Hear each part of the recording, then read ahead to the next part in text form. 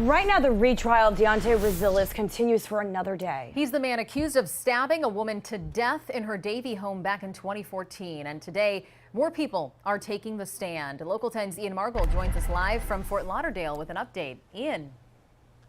Another day of testimony here in the retrial. The state continuing to slog through a lot of DNA evidence, but actually the most dramatic moments we saw today were even before the jury got into the courtroom this morning. First, Judge John Murphy questioned a clerk who works in the jury room downstairs. Apparently on Wednesday, that clerk broke a cardinal rule here in the courthouse, which is not to talk to jurors about a case. She said she didn't realize she was not allowed to, and mentioned to the juror she heard this case had something to do with a knife.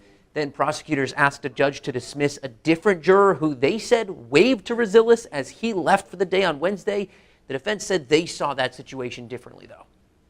The context of it was he said goodnight and he lifted his hand at everyone. He did not communicate, he just lifted his hand at everybody because it was the end of the day. That's not enough to remove a juror, Judge.